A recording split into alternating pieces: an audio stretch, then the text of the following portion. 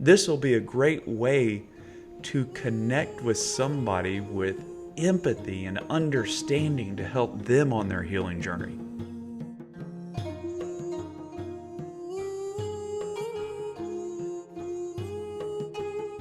Hey, welcome back to Uncivilized Rebirth. This is a place that I hope you find a voice of reason and rationale and good solid advice and tips and techniques on healing or on your healing journey to get to the point where you're not living in the past and reliving old cycles. And then the last video I talked about what I came to the conclusion of about what healing is. And I truly believe it is that our spirit is in perfect condition, but our brain is ill-programmed on how our energy is put out into the world, and it's not programmed properly on how to store and access memories, and it's not properly programmed on our identity and many other things that come from trauma and being raised in a very poor system. So here's the tea. I don't know if that means anything. So for starters, with memories, and I had this issue for many, many, many years where the wrongs and traumas that I went through would play over and over again. And then I would get all those emotions, all those feelings, all that identity that went along with those periods of time or those events. And this was just a huge issue because it replay and pop up, and it would put me back in that role of the victim or feeling helpless or worthless. And I couldn't figure out really what it was, but then I did a deep dive on the programming of the brain and how to reformat memories. And what I realized was that our brain is accessing these memories when we don't want to and playing it automatically without us wanting it to, due to stimulus or just we need validation again of that role and it play. So how do you rewire and reformat those memories? So you have not rewire the memories, but rewire the brain, create new neural networks or new neural pathways, and reformat that memory for when it's accessed. Well, what I came up with was this.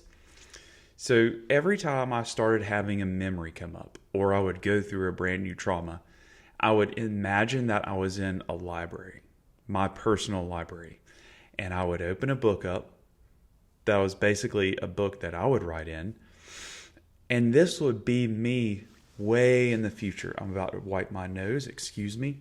This would be me when I'm about 80 years old, and this version of me that's in that library is extremely wealthy, actually a billionaire. And I've traveled the world and I've explored so much. Me and my family have created a healing dynasty, the best way to put it. And we have uncovered all types of mysteries around the world, and I'm this great explorer that lives like a hermit. And that's the identity that I go in with to write in this book. And then what I do is I write down the memory in words. So it could have happened 10 minutes ago, 5 minutes ago, could have been let's say for instance, the police harassing me. It could be that again and again and again. So I will go to the notebook and I will lay it out, and the identity of me, of being that version of me in the future, is sitting there writing. And I visualize the story being written out, and I write out each letter of the story.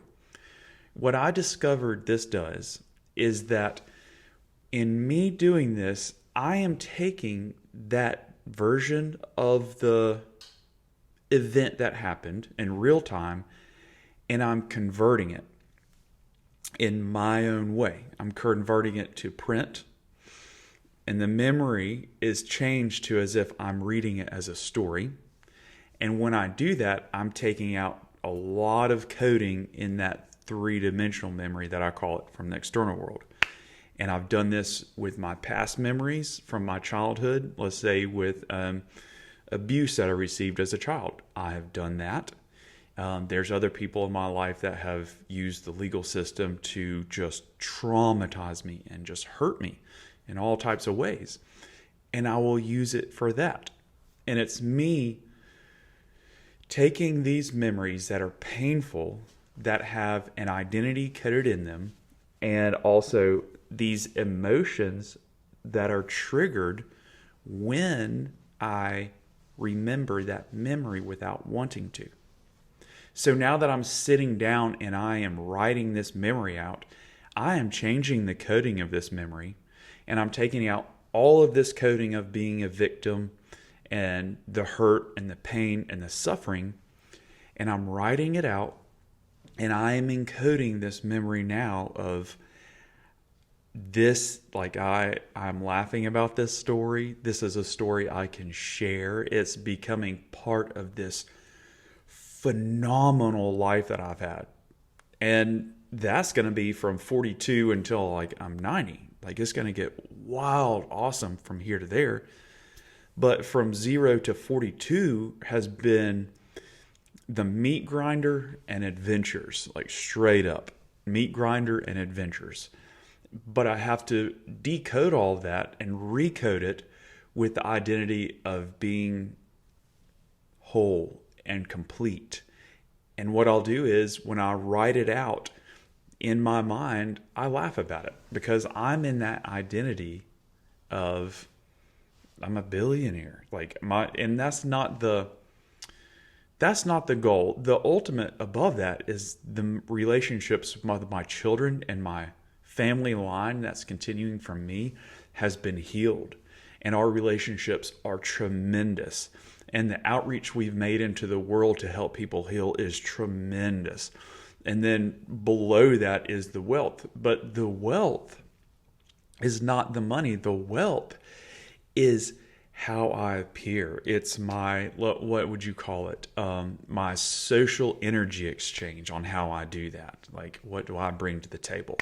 And then from there, like, the identity of having $1 billion, imagine how secure you feel if you look in your bank account and you have billions of dollars. Well, I don't have to worry about legal problems because in America, if you have enough money, it doesn't matter who's right or wrong.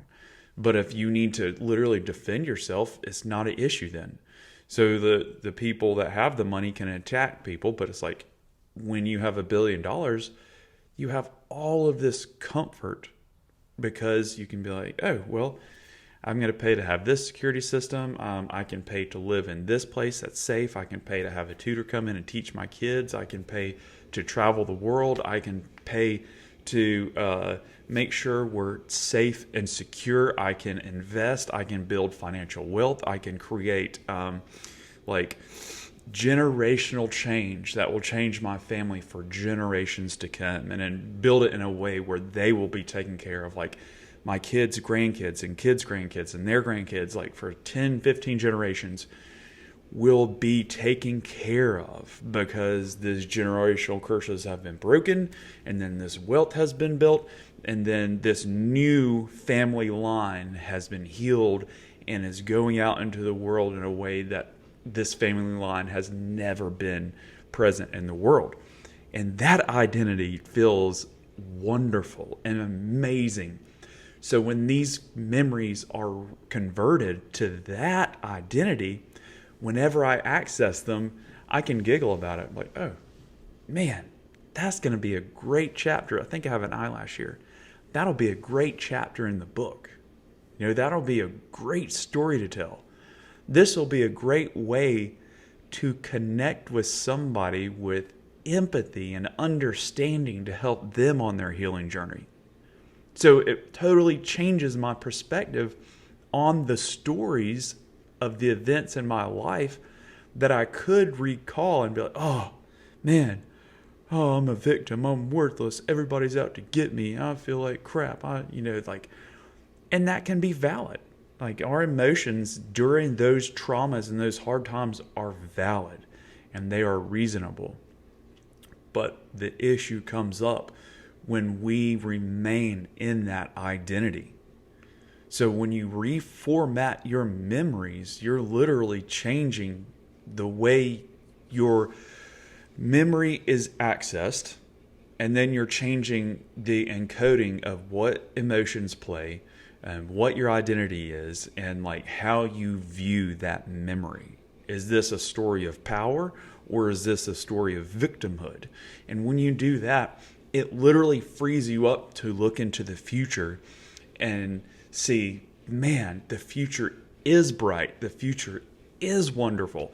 And I can be freed up. And it's literally the past can destroy your mind with the memories. And it doesn't break the brain or anything, but it destroys it as in how you feel, what your value is. So to recap, when you have these memories pop up that are so painful and so traumatic, just imagine the 90-year-old version of yourself that is solid, that is stable, that has built relationships that are amazing, that has done the healing, that has created generational wealth, that is safe, that is secure, and that helps and supports other people. And that's the identity that's going to get encoded in when you start writing down the words in your imagination of what happened when you were a child, what happened when you were at war, or what happened 10 minutes ago. And when you do that, you're immediately taking that memory, taking out the poor coding, and you're putting in good coding, and then you're changing how much brain power is used when you access this memory, and what emotions are activated in your brain, and what identity is activated in your brain, and what actions to take next when this story that you've reformatted is activated in your brain. And then you control when you access this story. So from then on, let's say I have this one specific incident at war, and I've written it down in the notebook, or it's a big book, whatever. And I fold it up, I label it, and I close it. Not fold it, you don't fold books. I guess you kind of do, but you close it up, and I put it back on the bookshelf. And if that memory comes back up, what I do is I immediately go to my library, I go to the desk, and I look at that book being opened with that story. I maybe write in it a little more, and then I close the book in my imagination, and I put it back on the shelf. And I am reformatting how my brain accesses those memories, and I'm taking charge of those memories. And the great thing is, when these memories do play, you start to get a little giggle. You start to feel valuable. You start to feel like you have dominated, and not a bad way, but you have dominated the future already, and you've done all your healing. If any of that helps, man, try it out. Or woman, or whatever, whoever is watching this, please don't take offense. We all have identity, and so I'm not trying to offend anybody. I promise that right now on this video. But if any of that helps, try it out. You have absolutely nothing to lose. It takes a little bit of mental focus and a little bit of practice, and you're not having to spend any money. You're not having to go anywhere to anybody. And it's all the work going on in your mind. And I just want to encourage you to try it out. Just try it out. And then if you like this video, please leave a comment below. If you like this content and me saying words wrong, subscribe to the channel if you don't mind. And if you didn't like something, write it down below. And maybe I need to adjust fire and change what I'm doing. Roadhouse, Spiritual Hard, I'm going to end the video now.